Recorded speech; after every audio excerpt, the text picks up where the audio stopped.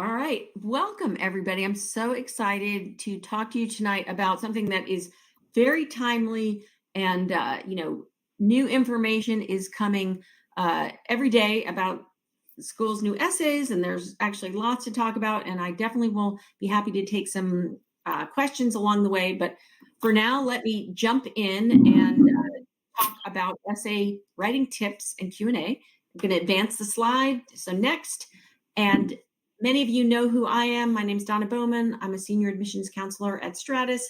I have been barking around the MBA admissions tree, whether it's through reading them from the school side or coaching people on them.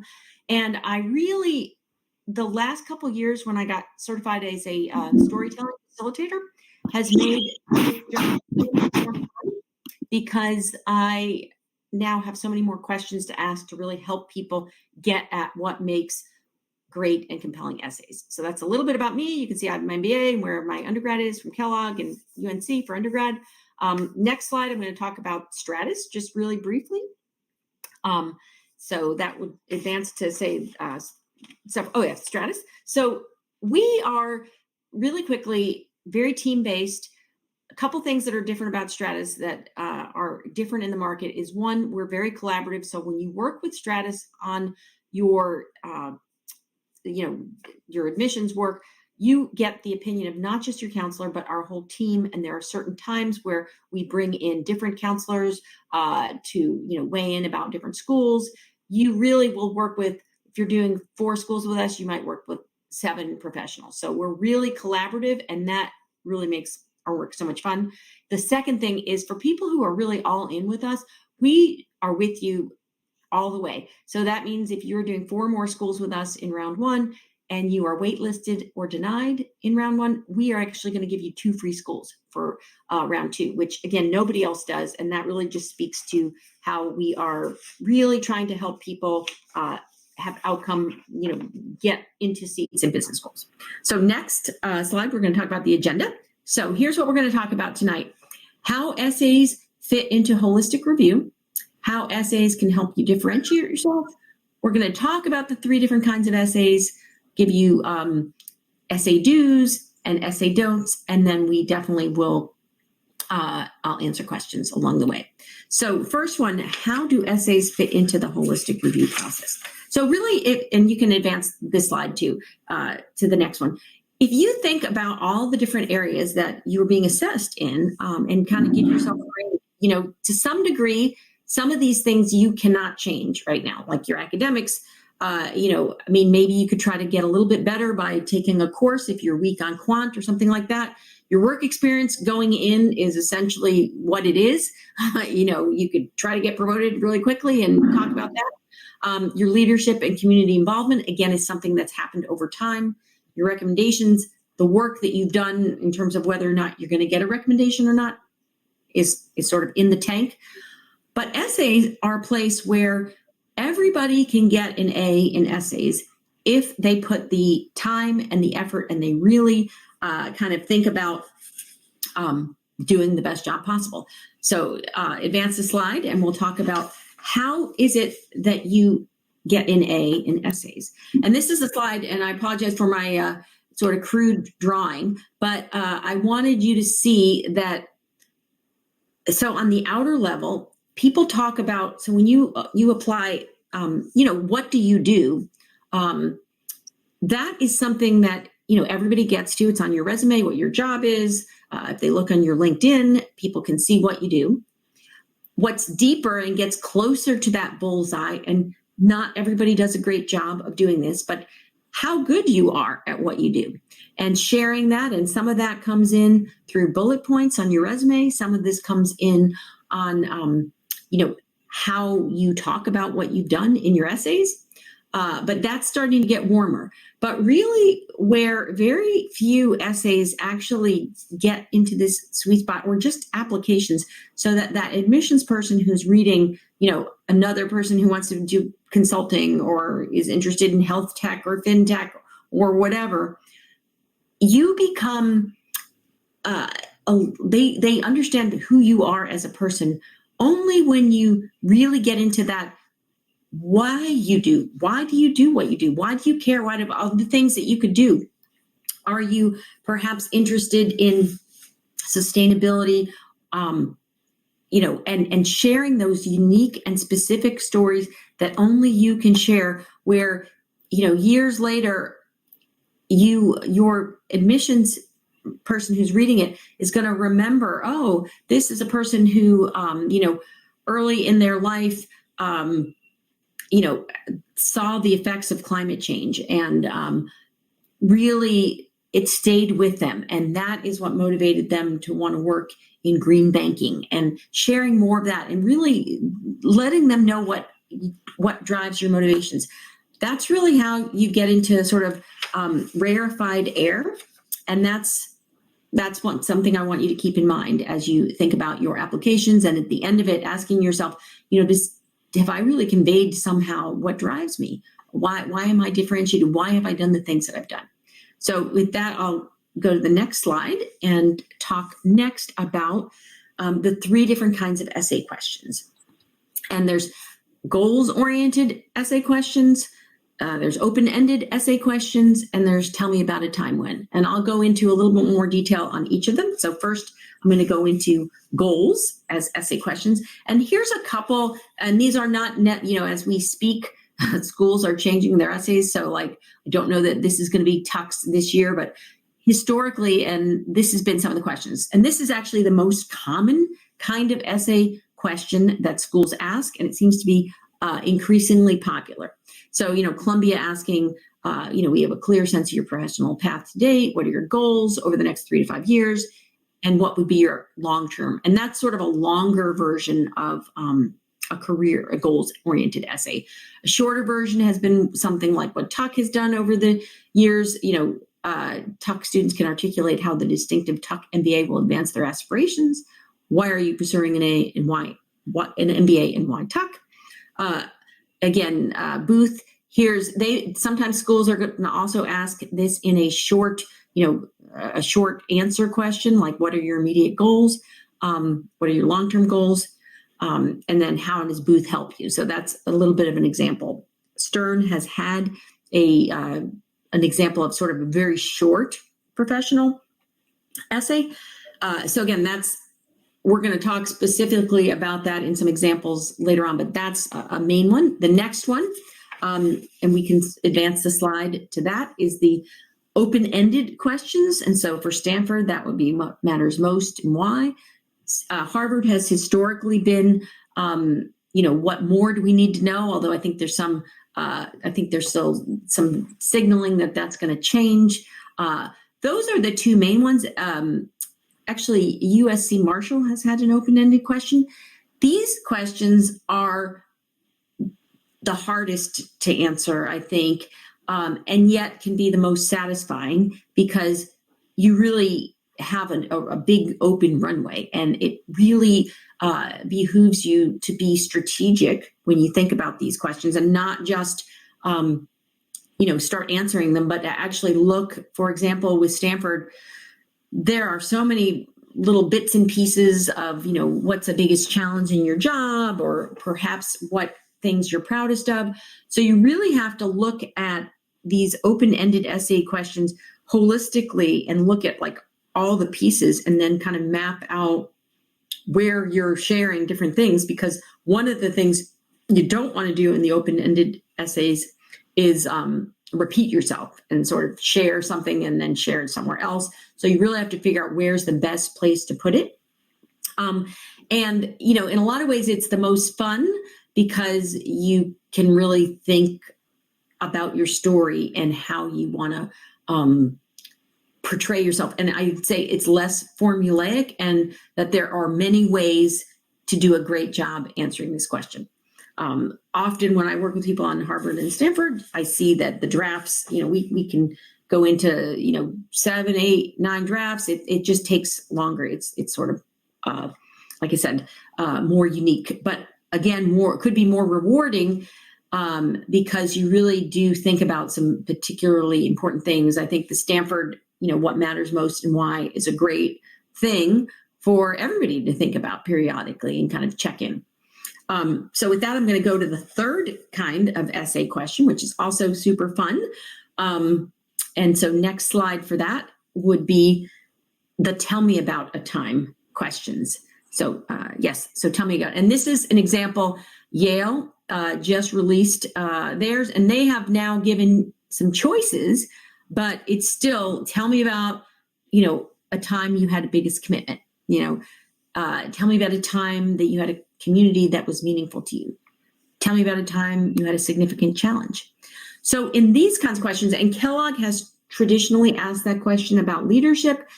They just announced today kind of a change to more of a goals-oriented essay one, but there still is a component to tell me about a time in their essay two when they talk about tell me about a difficult decision you faced. So when we're dealing with these kinds of questions, also Haas has a question, tell me about a time you feel most alive.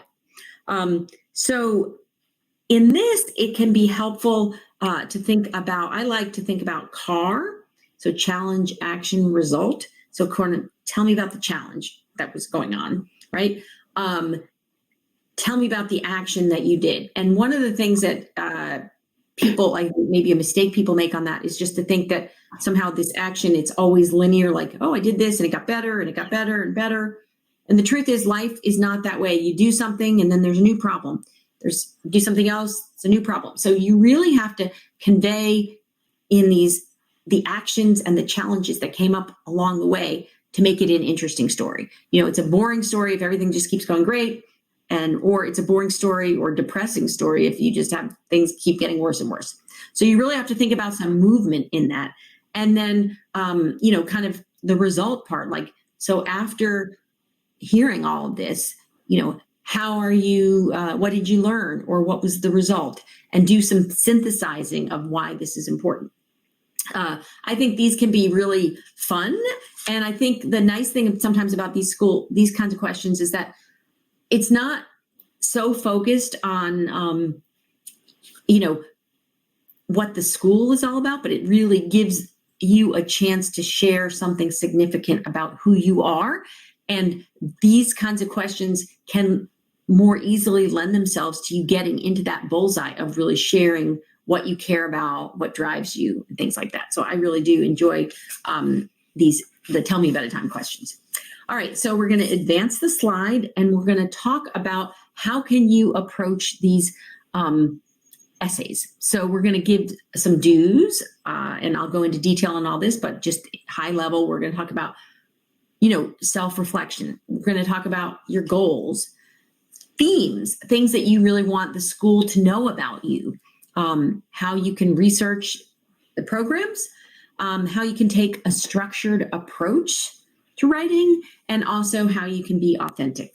So we can advance the slide and go into the first element of that, and that is self-reflection. And in self-reflection, we really want, one of the things that we do when we work with people on self-reflection is we actually spend at least a month, and in some cases when I work with people, like months ahead of time, I'm working with people sometimes starting in January and February. We spend months on self-reflection. We're not even thinking about the schools or their essay questions. We're kind of doing things like, what kinds of things motivate you? What are you passionate about? What are, like things that are important to you? What were some pivotal moments in your life? All of these things. So really getting to know who you are and what are some of the secret sauce or special things that you'd want people to know about you. So that's important. We can advance the slide and we can go to the next one, which is to spend some time, and this is, we're going to stay on this one for a second, reflecting upon your goals. You really want to think about, your goal needs to be ambitious, but it needs to be achievable. You need to think about maybe like what problem you want to solve and the steps that can happen, for you to get there. And if you don't know like what your goals are, and the truth is a lot of times people don't fully know what their goals are or they change, but the act of thinking about what your goals are is something that's really important, because when you get into an MBA program, you do not have the time to kind of sort of wax poetic about all these different things, because once you get into school, it's amazing how fast you're recruiting for internships and you're recruiting for, full time. So it really is helpful to think about some things now so that you can hit the ground running. And then as you learn things in the program, you could change and pivot and things like that. But just going through that process is helpful. So some of the things, what makes a good goal statement, has to be ambitious and achievable. Really, ideally, be specific, like name the role, the title, and a sample company or two. That longer term, like what aspirationally, why do you want to do this? And this is getting in a little bit to like, again, why, out of all the problems there are in the world, why does this matter? Why do you see yourself working in the area of maybe like health tech and leveraging the power of AI perhaps to make, to solve, make healthcare better for people, or again, to use AI to make,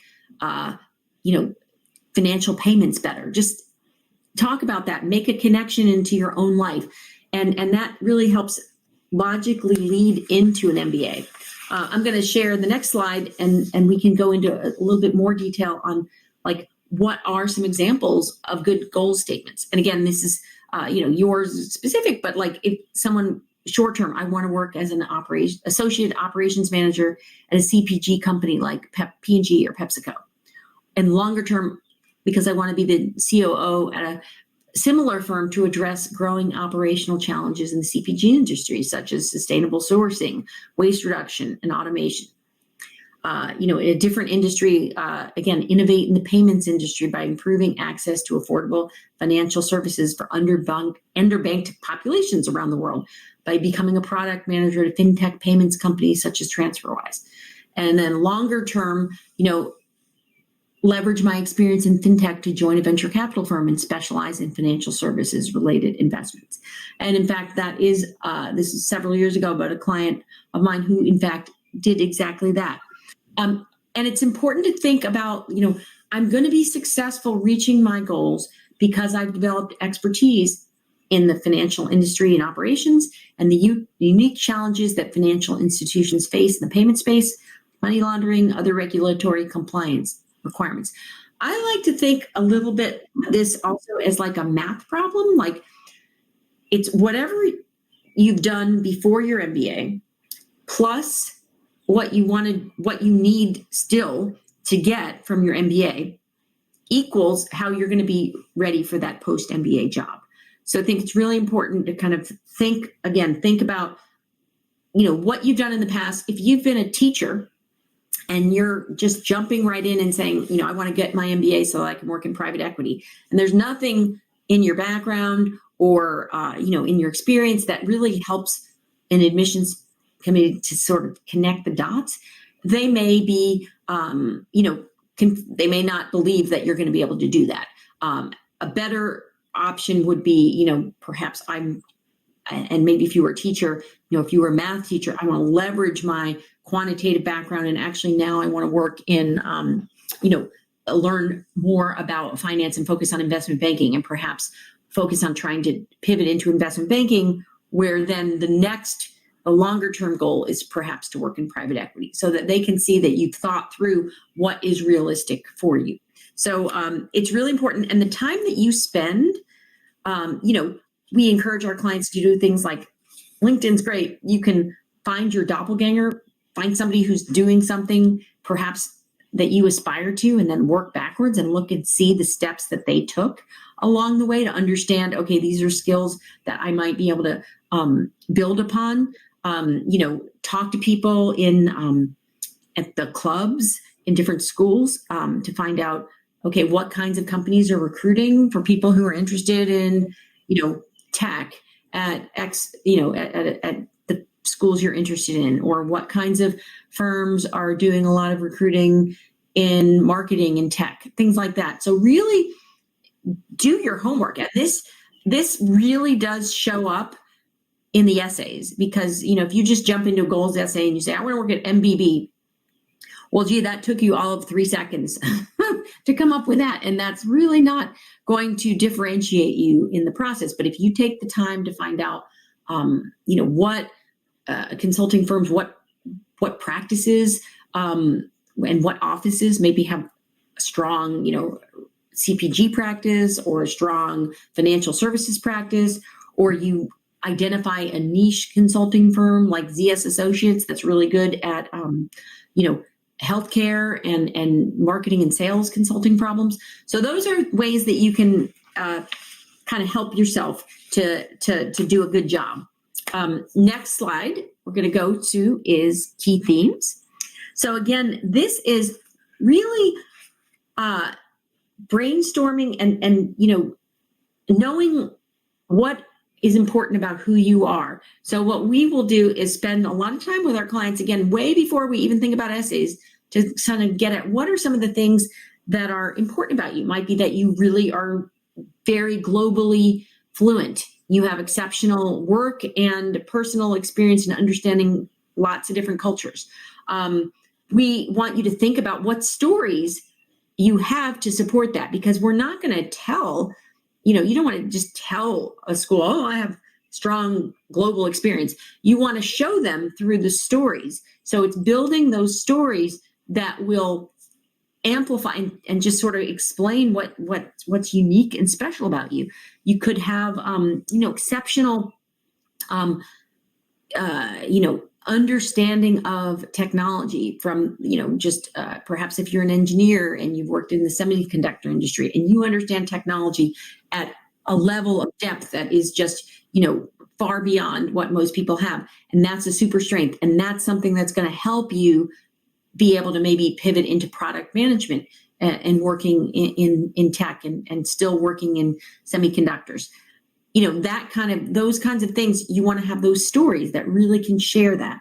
So again, know who you are, and then think about learning. And that's a good go forward to research, engage with the MBA programs. So you really need to then, once you know who you are and what you need, about with our clients, we talk about know what your key development areas are, right? What do you need? It's far better to think about,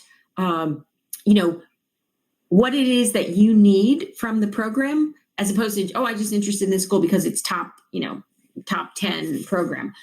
That's not compelling to the program for them to say that. They far more interesting to say, oh gosh, I need, I'm trying to make a career change. I need a program that has a lot of experiential learning. So a program like UCLA Anderson, they've got this great Parker Career Management Center, and you understanding how the resources there to help you maybe do in-semester internships and, do these, applied management research project and calling those things out specifically, or like at Ross doing the MAP program. So understanding how they're going to help you fill the gaps. There could be something where it's really important. You really like the way Wharton does leadership development through some of these expeditions, through the McNulty Leadership Center, and sort of really going specific and referencing how, you're going to test yourself leading under pressure, and how that's going to help you become a better, better able to handle and manage under stressful situations. So that's really important. We talk about several C's when we talk about researching programs. So think about what is in the curriculum. Does you might be interested in real estate, and then you look at the curriculum and you find out that a school doesn't have very many courses in real estate, whereas other schools have a plethora of courses. So look at the curriculum. Do they have the kinds of things that you're interested in? Look at the clubs. How active are the clubs?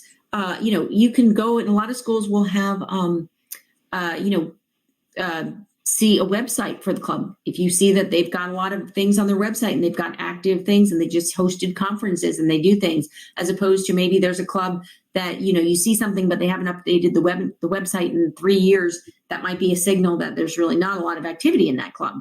The community and the culture, if there's a culture where people are really spending a lot of time together outside of class. So think about like Dartmouth Tuck, where people live in a small community, really have a chance to get to know each other outside of class. Think of Kellogg, where most people live within walking distance of the school. You really get to spend time together. If that's super important to you, that's the kind of stuff you want to really think about the fit. Another thing that sometimes I see that people don't think about too in researching is the cost of the program. So look at, is this a program that, fits your budget, fits all the aspects. So again, that's super important. You want to think about, like I said, are your goals aligned with the goals of that program? Can they help you fill the gaps? Again, much better to do it this way than to just simply go on essays.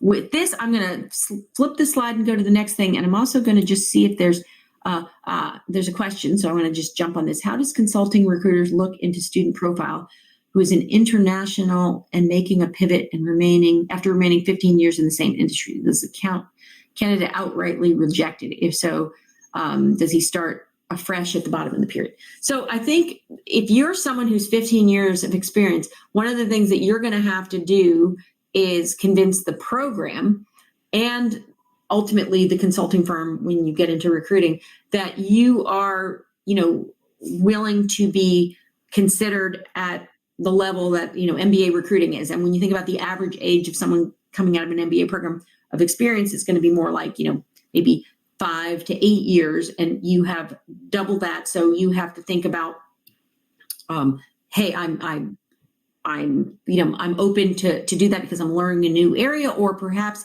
you're going to have to do some extra time explaining why you have some really deep level of expertise, and perhaps that with that level of expertise, you add some exceptional value. So I think there's really I hope that answers your question a little bit, Nwang.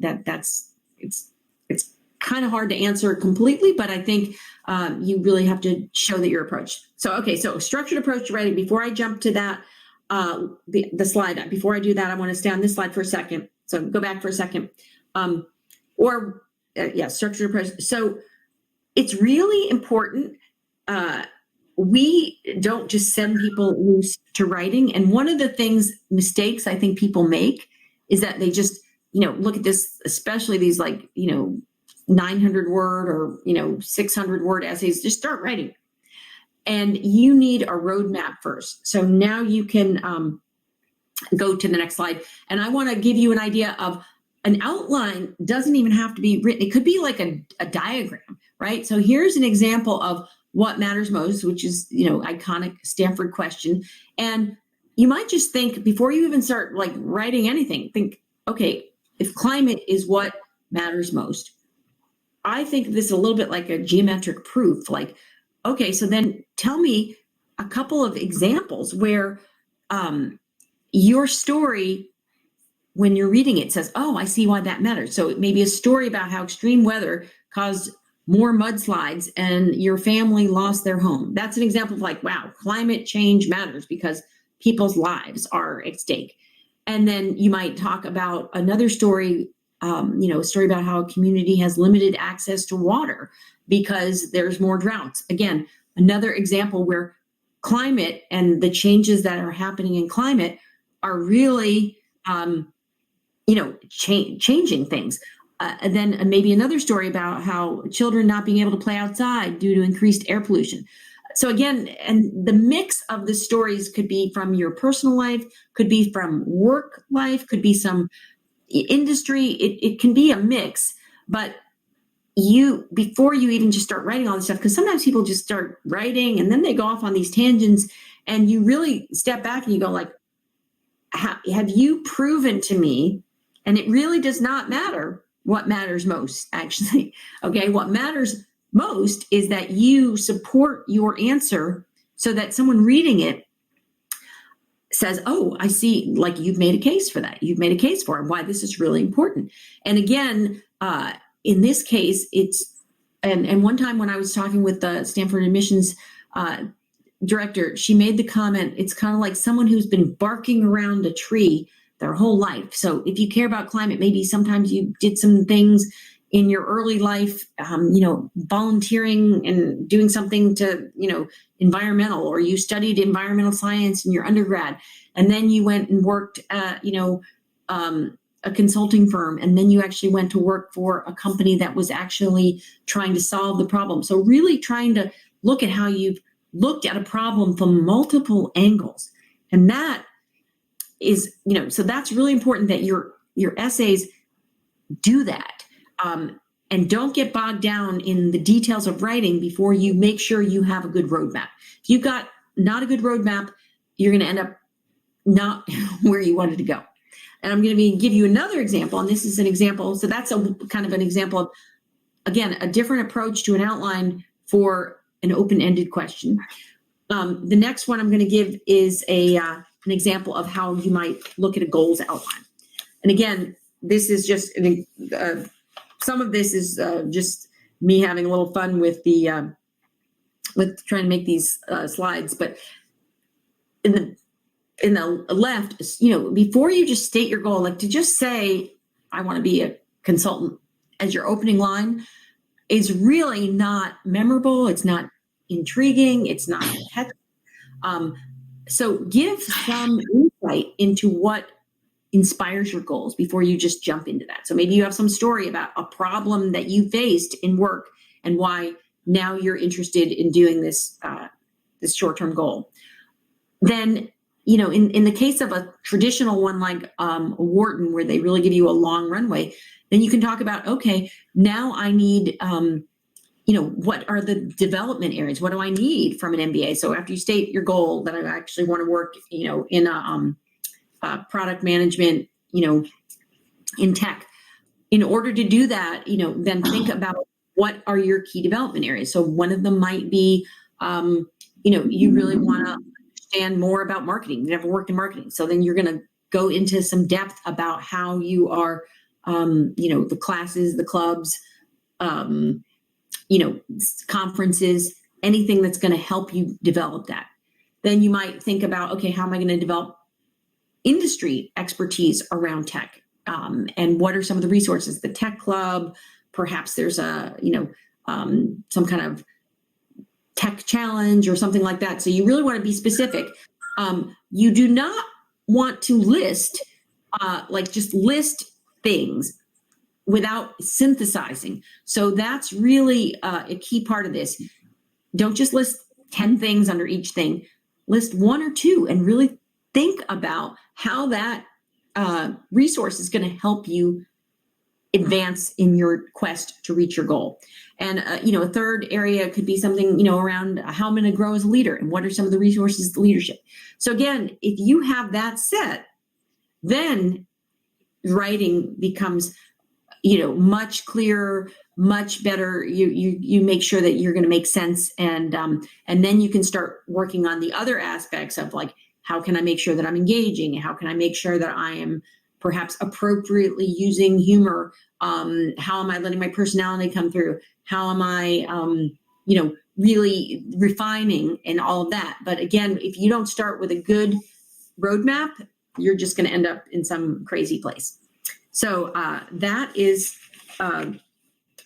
next thing I'm going to talk about is authenticity. And this is in your voice, right? So you don't want to just tell the story, like you don't want to tell a story that you think the school wants to hear. The school they don't have any agenda for what they want from you, right? They want to know who you are. And to some degree, while there's a pressure to feel like you have to have a goal, I think you can also, there's some leeway to be authentic to say, I'm interested in, I'm interested in this problem of, again, maybe how to leverage the power of technology in AI. How do I, let's stay on this for a second. Let's not do don'ts just yet. Let's stay on this authenticity piece. But how do you, you might say, I'm wrestling. I'm not sure if I want to work on the consulting side or if I actually want to work for a company who's doing this, right? So you can share where you're struggling or what it is that you want to learn from the program. But do not feel like you have to, like that you have to be something that you're not. And really, if you are starting to write about a goal that you're not even excited about, it's going to come through. You're not going to be animated. If someone talks about something they love, their face lights up. So you want to make sure that you're, as much as you can, being authentic about who you are. Definitely want to get feedback at some point, again, whether it's from a consultant or a trusted friend, although I would caution you from, if you ask 30 people, you're just going to confuse yourself. So really find someone that you trust and maybe, have them read something that you read and not know what the question is and see if it's coming through, or see if, if what you're saying makes sense. So it's definitely a kind of a process of refining. Then you want to look at different passes and maybe, okay, have I, am I using the same word over and over again? Let's get rid of that. Am I really, sharing specific details? Am I looking for places where I'm telling and getting rid of that and really showing instead through stories? So those are all things to do. Cannot emphasize enough proofreading. If you make a careless mistake on your essays or say them wrong, two things. They're either going to think you're lazy or you're, not honest or not trustworthy. Both of those things are bad. So, that's why it's good to start these things well ahead of time. Because if you're rushing at the end and you make mistakes, or, goodness gracious, you share something about the wrong, you say you want to go to, this is why I want to go to Ross, and it's actually your UCLA Anderson thing. Those are things you should not do. And you can control not doing those things time. So next I'm going to do the don'ts. So now, hi Donna. So we have 5 minutes left. So you just how much time do we have left? 5 minutes. Oh, 5 minutes. Okay. Yep. So okay. And then do we have questions after that, or is that? Yeah, we basically, cover the rest of the presentation as well as some audience questions. Okay. All right. So I'll speed. I say, so the don'ts I'm going to do really quickly so I can get to the end of this. Don't tell the same story multiple places. Don't reuse your content. Don't overcomplicate things. So don't use a $1,000 word when a $5 one works. If you're admissions person, or if someone's reading your essay and they have to start looking up a bunch of words, you don't sound smart. You just sound annoying, truly. So, don't make this harder. Don't feel like you have to submit an optional essay, because unless you have something about a gap or some reason about why you recommend her, you don't have to do it. Don't ignore the formatting rules, and don't ignore the question. It is amazing how many times people don't actually answer the actual question. So those are some things. I'm going to advance really quickly to just say, how can we help you at Stratus? And I think, so advance this slide. And then actually advance the last one. So we are team-based approach. I think go forward. How can Stratus help you? And I think there's a last page. So I'm not going to talk. Yeah, this one. Just to talk about, if you want a free consultation, you can look at that link. This is a scan. I believe that goes to some of our, we're always doing webinars on, best resumes, write your way into Harvard, Stanford, Wharton, various things. So check our blog or events page on our website for more things. I want to see if there's any questions also. So while that's up, I'm looking to see if anybody has any other questions. So I think I've seen 2 so far. And it says it's unanswered, but I did answer it. So I don't know if anybody else has any questions about, if you have just a random question about schools' essays coming out, or anything about, anything I've covered so far about essays. So let me see. I don't think I see anything. Let's see if there's unanswered. Refresh votes. I did see one in the beginning, and I don't know that this is quite, how do U.S. colleges look at 3-year graduation courses from countries like India? What can a student do in a case?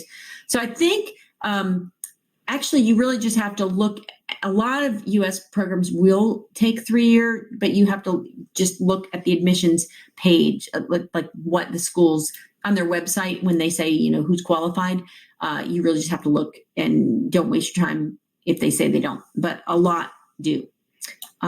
Let's see. All right. So I think, don't see any others. I hope this has been helpful for people. Again, if there's any other questions, if not, I'll just kind of share a few more things until we get to the end of this, in terms of saying that, really thinking about, again, when you step back before you hit submit, somewhere, whether it's the short answers, the essays, your resume, all of these things work together.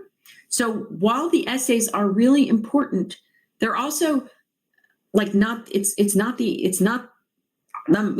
a lot of things that are important. They're all important. So don't I think sometimes one of the big mistakes people make is that they just think about the essays and they don't think holistically about all the other pieces, like the short answers or your resume. I actually just got back from spending time in Europe with a lot of top admissions directors, where we're part of AGAC, which is the Association of International Graduate Admissions Consultants, and we're trying to always advance best practices in the industry around admissions. And schools, some of the admissions directors were sharing what was important, and a lot of them were talking about how important those short answers are in terms of sharing what your goals are. And if someone says, like, what's the biggest challenge you faced, or what's the accomplishment you're proudest of, and you just lift a bullet right off your resume, you have missed the opportunity. You've sort of phoned that in. You've missed the opportunity to sort of synthesize or tell a school more details that really share more, and maybe elaborate in more depth about something that's on your resume in a bullet. So really look holistically about how all the pieces of your application fit together, and also kind of check yourself at the end and say, if I've identified these important things I want the school to know about me, have they come out, in my resume? Sometimes, the interest section of your resume is also a great place to share a little bits of nuggets about you. I see a question now. So P.S. Leong, when should we submit an optional essay? Could you provide some examples, such as if I have a GPA lower than 3.0? So actually, that's an optional essay could be, you didn't use your direct supervisor as a recommender and they want to know why. And you might have a good reason, like you haven't worked with them very long and you don't think they can write a good recommendation. And so instead you chose this other person because they managed you for X amount of time.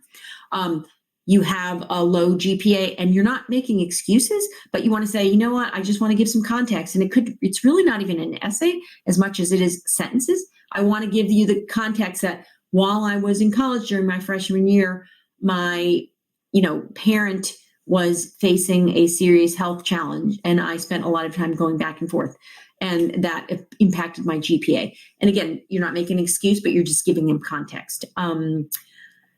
It could be, if you have, you do not need to put an optional essay just because you have a C in one course. I think that annoys admissions people. You don't have to be perfect, but if you have 2 Fs on your transcript, you might, maybe I took, this very advanced linear algebra course that turned out to be much more technical than I realized, and I just, didn't master the material. Or I took a course and early in my college time, I was just not very good at balancing, my extracurriculars in my school. And I and again, don't make an excuse, but I failed and I learned from it, and going forward, I didn't make that mistake again.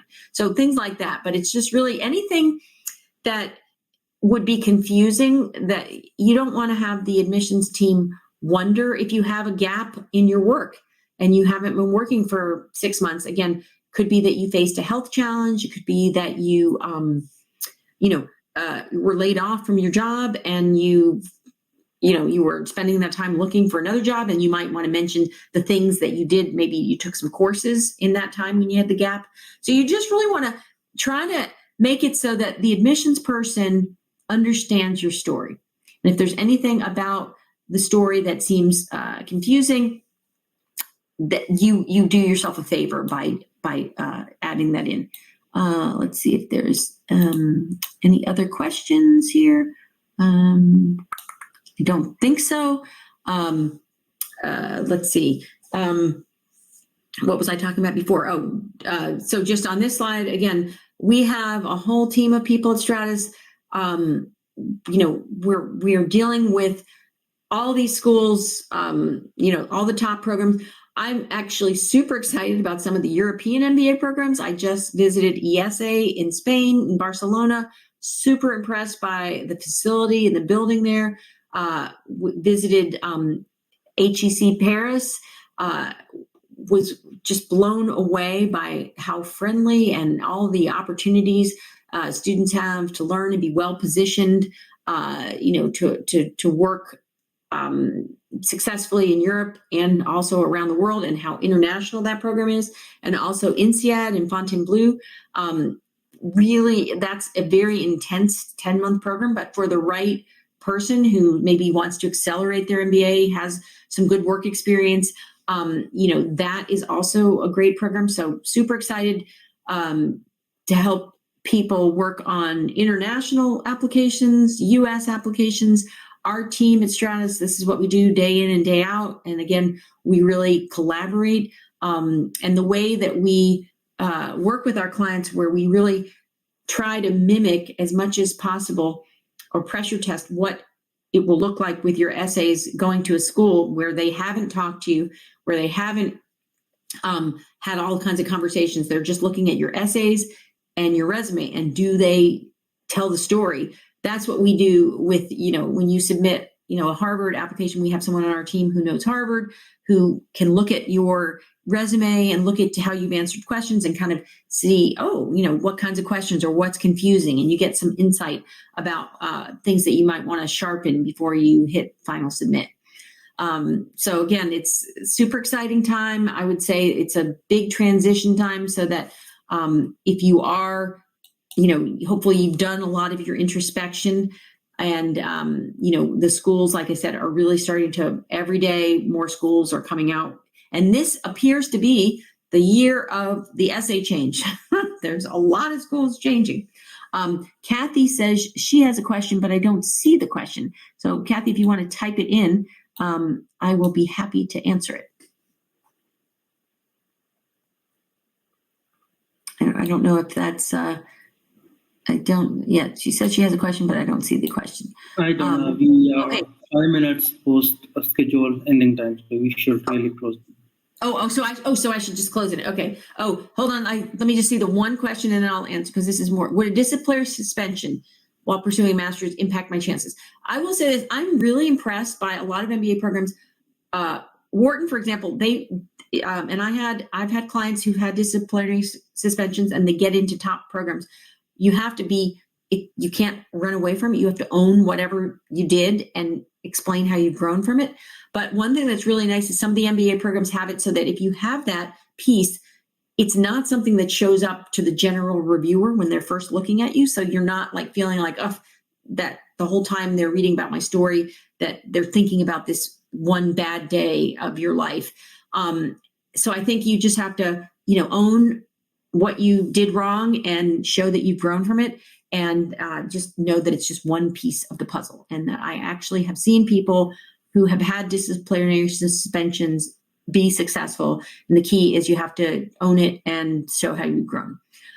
Thank you so much, everybody, for joining tonight. I hope this was helpful. Again, reach out to Stratus, either me or any of my colleagues, if you want to have a free consultation about your particular story. I wish you all the best as you, share your stories with your MBA programs through this process. And that I hope, in a few short months, that you get the answers that you want. And I'm wishing you and cheering for you. And if we can help you at Stratus, please reach out. So I think that's it. And thank you so much. I want to give a shout out to GMAT Club. They helped me with my slides because I couldn't figure out how to get them loaded, and they were awesome. So thank you so much, and best wishes. So I think I'm not quite sure how we end this, but I'm happy to be done if we're out of time.